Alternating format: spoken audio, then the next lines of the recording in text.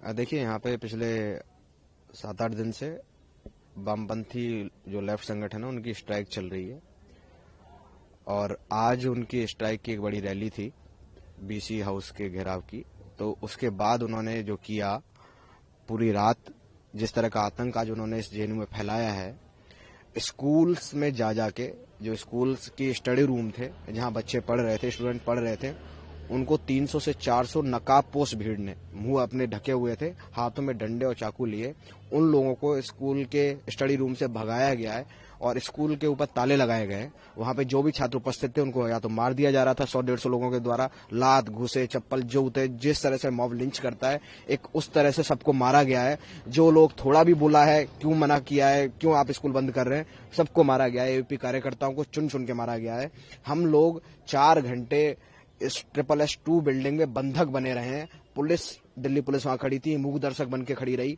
इसके अलावा वहां के जेएनयू के सिक्योरिटी गार्ड थे, मूक दर्शक बन के खड़े रहे और पूरे 300 से 400 की भीड़ वही चाकू, जूते, चप्पल और लाठी लेके ढूंढ ढूंढ के बाथरूम में हम लोगों ने अंदर से कुंडी लगा के बंद कर दिया। उन्होंने बाथरूम के गेट तोड़ तोड़ के छात्रों को निकाल निकाल के मारा है। मैं, आप देख भी सकते हैं सामने, विजय सोशल साइंस के स्टूडेंट हैं, इनको 100-150 की भीड़ ने गेट तोड़ के, बाथरूम का गेट तोड़ के निकाल के, जो छुप के अपनी जान बचाए वहां खड़े थे, खींच के मॉब लिंच किया है, मारा है, भयंकर मारा है। ये पूरा शरीर, ये पूरा इस तरह से जेएनयू के एक छात्र को, आम स्टूडेंट को यहाँ पे आज मारा गया है। हम लोग 4 घंटे तक अपनी जान हलक में लेके उन बाथरूम के अंदर, उन छुप के मात्र 6 से 7 लोग, और इधर 400-500 लोग मारे हैं खींच खींच के।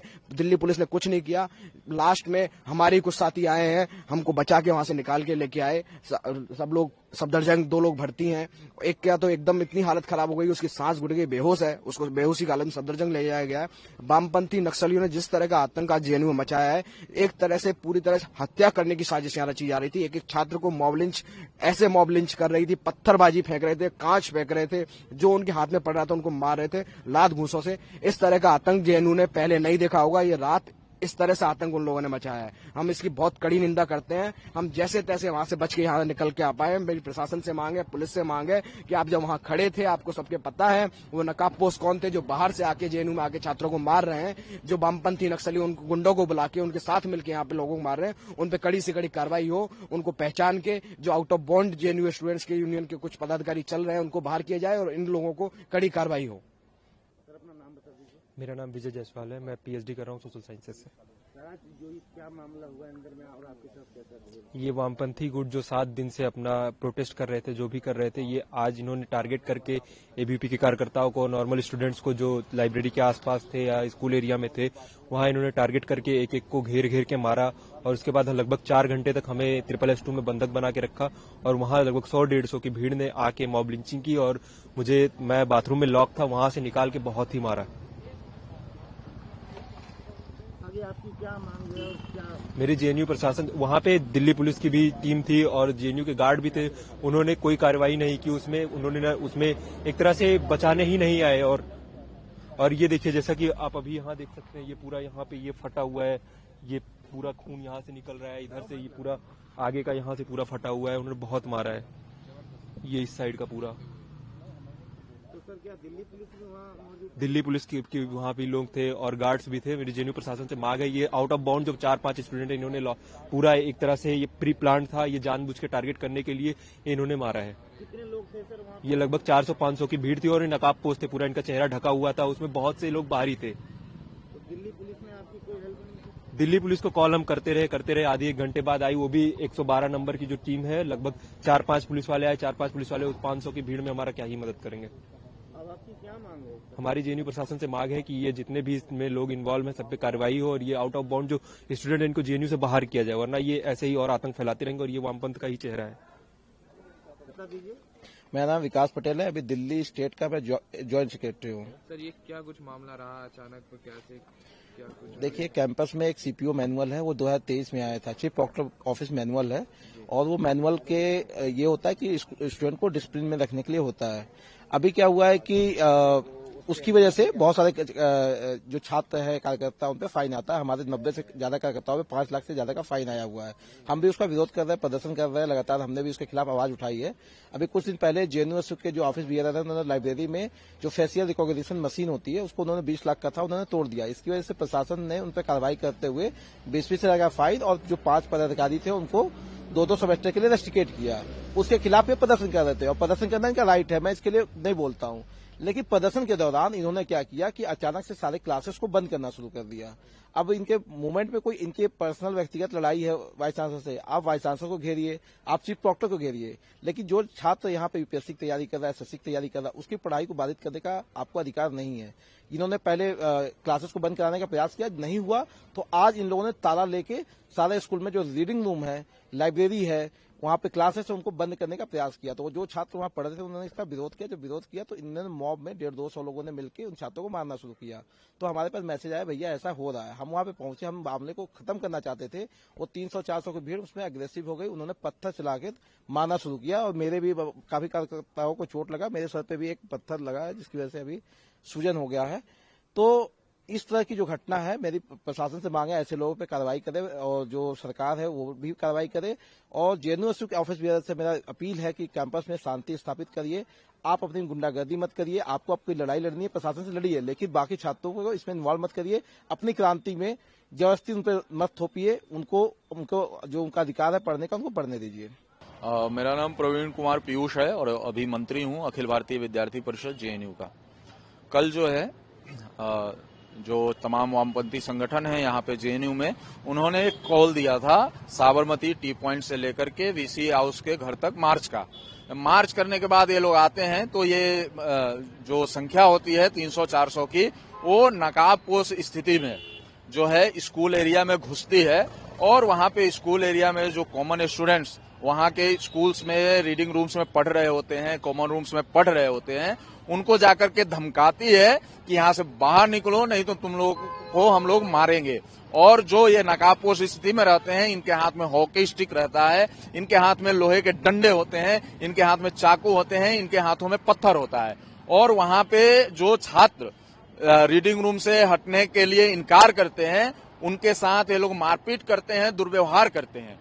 उसके बाद से जो क्या होता है कि उसमें अखिल भारतीय विद्यार्थी परिषद के 2-3 कार्यकर्ता होते हैं, उनके साथ भी ये लोग मार पिटाई करते हैं।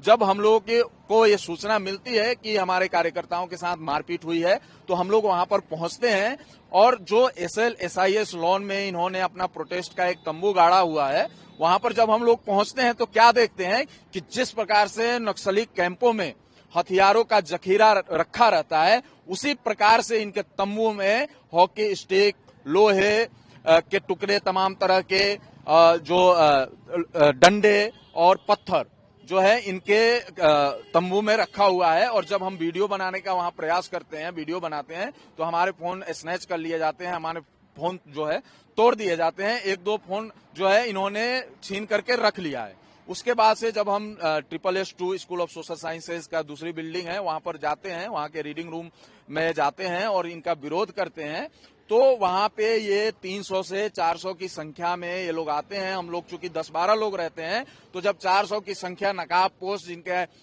हाथों में चाकू है, जिनके हाथों में हॉकी है, जिनके हाथों में लोहे के डंडे हैं, जिनके हाथों में डंडे हैं, जिनके हाथों में पत्थर हैं, इतने बड़े बड़े पत्थर उठा करके जो है हमारी तरफ फेंकते हैं, तो वहां से हम डर के मारे जो है कुछ स्टूडेंट दूसरी तरफ भाग जाते हैं और कुछ स्टूडेंट अपनी जान बचाने के लिए उसी स्कूल के बिल्डिंग में जाकर के छुप जाते हैं। वहां पे अपने आप को जो है वॉशरूम्स में बंद कर लेते हैं। एक कार्यकर्ता ऐसा होता है जो अपने आप को वॉशरूम में बंद करता है, उसमें क्या करते हैं कि ऊपर से फायर एक्सटिंग्विशर चला देते हैं। उसकी स्थिति इतनी नाजुक हो जाती है कि उसको सांस लेने में दिक्कत आ जाती है। वो बार बार मैसेज कर रहा होता है कि भैया आकर के मुझे बचा लो, 2 मिनट के अंदर आ जाओ, नहीं तो मेरा दम घुट जाएगा, मैं यहीं मर जाऊंगा।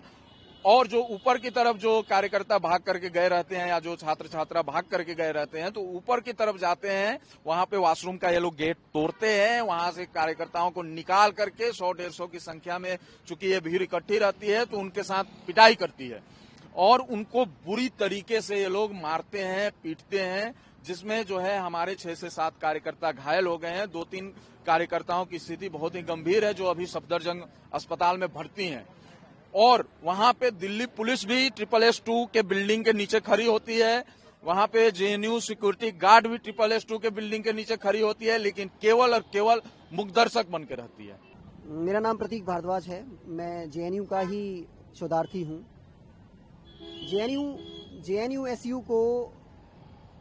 SU के जो ऑफिस बियरर्स हैं, उन्होंने कुछ समय पहले, कुछ महीने पहले JNU में एक वेंडलिज्म किया था। मैं आपको थोड़ा बैकग्राउंड बताऊंगा ताकि सबको समझ आए। उस वेंडलिज्म में इन्होंने 20 से 25 लाख की लाइब्रेरी की सर्विलेंस सिस्टम तोड़ा था, जिससे बाहर के छात्र जो हैं, बाहर के जो बच्चे, एक्स्ट्रा बच्चे यूनिवर्सिटी से बाहर के, वो एंट्री ना ले पाए।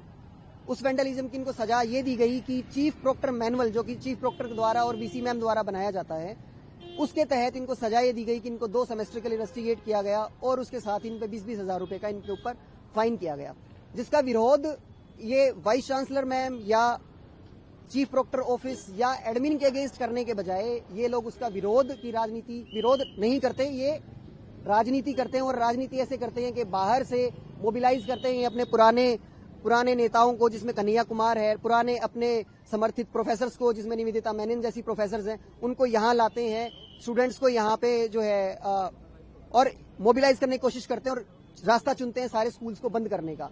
रात को इन्होंने यही किया, रात की घटना यहीं से शुरू होती है। इन्होंने स्कूल ऑफ सोशल साइंसेज को बंद करने की कोशिश करी, इन्होंने ताला भी लगा दिया था। जब हमारे कुछ छात्र सिर्फ ये देखने के लिए जाते हैं कि ये लोग क्या कर रहे हैं, तो ये उनको पहचान लेते हैं कि ये ABVP से या अभाविप से आते हैं, उनके ऊपर ये लोग अटैक करते हैं, इनको मारते हैं। वो लोग बचते बचाते जब हमें मैसेज करते हैं कि लोग हमें मार रहे हैं, हमें घेरा हुआ है, आप आइए, शॉर्ट में कुछ मैसेज भेजते हैं। तो हम लोग जब वहां पर पहुंचते हैं, जिनमें से मैं भी एक था, जब मैं वहां पहुंचता हूं, मुझे नहीं मालूम था कि ऐसा कुछ होने वाला है। मैं जब वहां पहुंचता हूं तो कुछ सिक्योरिटी वाले लोग थे, कुछ पुलिस वहां पर आ गई थी। तो हम लोग, क्योंकि पुलिस के साथ थे, हम SSS के मेन एंट्री पे पहुंचते हैं। वहां हमारी इन लोगों से कम आधा घंटे से 40 मिनट तक हमारी जो है इनसे वर्बल, इनके साथ हमारा डिस्प्यूट होता है, काफी कहा सुनी होती है। और उसके बाद ये लोग यकायक बैकआउट कर जाते हैं। कोई सागर नाम का कोई लड़का है, वो इनको सबको, सुनील यादव है, गोपिका है, ये सब लोग इशारा करते हैं कि आप लोग बैकआउट कर जाओ। तो ये पूरा मॉब जो है वो बैकआउट कर जाता है। और 15 से 20 मिनट के बाद जब हमारे बहुत सारे छात्र जा चुके थे, हम ज्यादा थे भी नहीं, लेकिन उनमें से भी जा चुके थे, हम 7 या 8 या 10 ज्यादा से ज्यादा बच्चे वहां पर बचे हुए थे, जिसमें कुछ छात्राएं भी थी। जिसमें वो जब जाती हैं तो ये लोग, वो पूरा मॉब, 400-500 का मॉब हम लोगों को मारने के लिए आ जाता है। जब हम उस खाली स्कूल में जब भागते हैं तो मुझे एक खाली वॉशरूम वहां पे मिलता है 2nd फ्लोर पे, मैं उसकी कुंडी अंदर से लगा लेता हूँ। ये मॉब आधे घंटे बाद वहां पर पहुंचता है। पहुंचने के बाद कोशिश करता है कि ये दरवाजे को तोड़ा जाए। इनसे जब दरवाजा नहीं टूटता, तब ये उसमें लकड़ी का दरवाजा था, उसमें एक हथौड़े से छेद करते हैं। उस छेद में से फायर एक्सटिंग्विशर, उसके पाइप अंदर डालते हैं। उससे 5 से 10 मिनट तक उसके पाउडर का स्प्रे मुझ पे किया जाता है और मैं अंदर अधमरा हो जाता हूँ। उसके बाद ये लोग लगातार कोशिशें करते हैं कि ये टूट जाए, लेकिन मैंने उस समय हिम्मत नहीं हारी। एक बार मैंने कोशिश ये करी कि मैं खुद को सौंप देता हूँ इनको, क्योंकि अंदर मुझसे सांस नहीं लिया जा रहा था। उसके बाद जब पुलिस, हमारे कुछ छात्र और कुछ आम छात्र जब वहां पर पहुंचे, साथ में JNU की सिक्योरिटी पहुंची, तब उन लोगों के बीच में से मुझे बाहरी सिक्योरिटी में से अधमरे हालत में, बेहोश हालत में, उल्टियां करते हुए हालत में मुझे वहां से निकाल के एम्बुलेंस में डाल के, और ये लोग एम्बुलेंस के पीछे भी आए हैं। मैं वहां पर बैठ के, मैं पुलिस की गाड़ी में बैठा हूं, ये लोग पुलिस की गाड़ी को भी टारगेट करने के लिए आए हैं। उसके बाद जब हम एम्बुलेंस में बैठ रहे तो ये लोग एम्बुलेंस के पीछे भी लगे हैं हमारे। फिर हम जो है सफदरजंग गए हैं और अभी मेरा ट्रीटमेंट वहां पर चल रहा है। आप इस पर आगे क्या कार्रवाई करेंगे? आगे की कार्रवाई तो मुझे अभी तक क्या किया है वो मुझे नहीं मालूम है, और जो भी कार्रवाई होगी वो हम लोग बैठ के, और हमारा एक साझा एक डिसीजन आएगा कि हमें किस डायरेक्शन में जो है इस सब घटना को लेकर चलना है।